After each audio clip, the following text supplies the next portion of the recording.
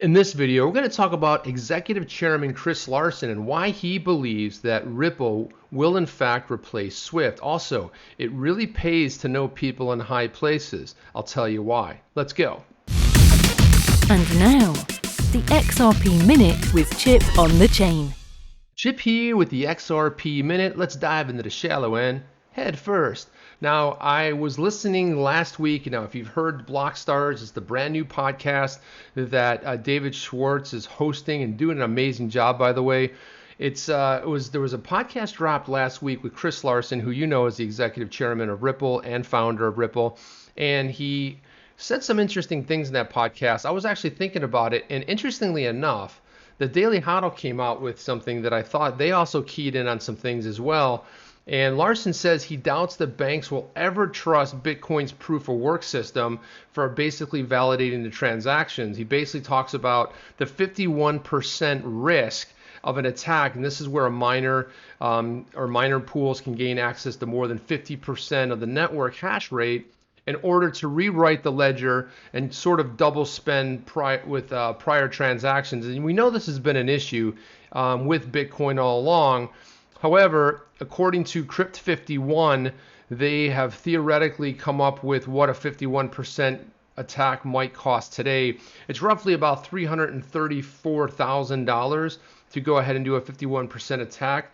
But think of it like this. I mean, who has access to unlimited power? Who actually could go ahead and do this? It's not that somebody would do it. It's not that somebody wants to do it. It's the fact that it's possible. And if it's possible and someone in the right place, even though that's going to continue to get more and more expensive, it's 300,000 now. It may cost $1 million or greater at some point.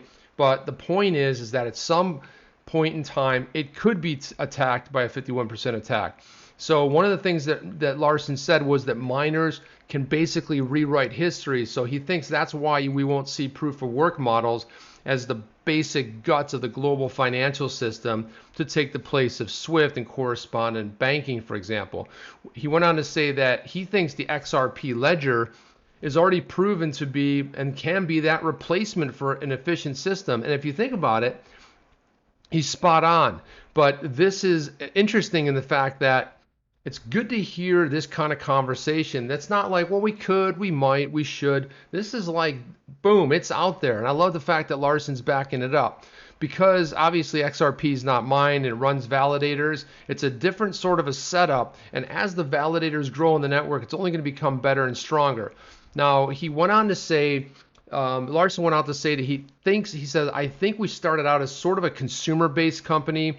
We quickly saw that, though, we had to maximize impact, and being an enterprise company that worked with existing financial players and new challengers to the financial system was going to be a much more successful path because there were organizations that already had hundreds of millions of customers, and this was a fundamental problem. So it's interesting, too, that he shares that they did a really fast pivot at the beginning.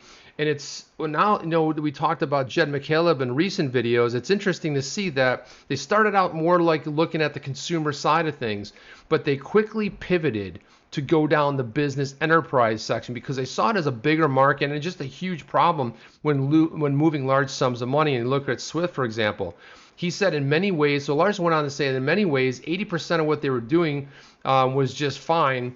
And did not have to change. Now he's referencing Swift here, but he's saying that, but there was one key component of cross-border payments which was fundamentally broken because they were dependent on a system that was built in the 1970s. Swift and the asynchronous Swift correspondent banking system is just a nightmare, and he hits it right dead. Some things didn't have to change, but the whole idea that the settlement doesn't happen, you're not really moving anything, it takes days, and depending on the Nostro Vostro, it's just the whole thing mess. And it made sense in the 70s, but it also goes to show why Swift is having such a difficult time. They don't have a team that's dedicated. If it started in the 70s, look at the 2000s, 2010s. Now we're in 2020, and they're missing deadlines when it comes to upgrading their systems. Now they did go ahead and try to put out some good PR saying, hey, we can move it in 13 seconds. Well, you can move a note that says the money will be there at some point, but the settlement's not there. So this is one of the things that I think is really key. I also mentioned early on too. So this is an interesting story. I said it pays to know people in high spaces, right? There's always good to know somebody. And you know how the old saying goes, it's not what you know, it's who you know. So we have this story out of the CoinDesk. Its fund manager got a New York BIT license 11 months after hiring the architect of the system. So Benjamin Losky was a former regulator who created New York's BIT license back in 2015. Now, he went on to join New York's digital investment group, Asset Advisory LLC, NYDIG, for nearly a year before the Bitcoin fund manager applied for and received a license. So the ties are striking, and it's interesting because this type of license, it's been a little bit controversial, and it's been sparingly really given out since its introduction 5 years ago. There's only a handful of people that have received this license. So again, when you're looking at doing this, you got to look at what Ripple's been able to leverage too. If they see somebody good doing good things, like perhaps maybe one of the people behind authoring a specific bill that showed up in Congress, the Token Taxonomy Act, you go after that and you say, here's a bright mind. We want to go ahead and want to bring him into Ripple and make them an offer and bring him inside. This is what you do if you want to get things done. It's not necessarily, I'm not looking at this as a bad thing at all. If you want to get something done, you bring somebody in that has the ability to make it happen.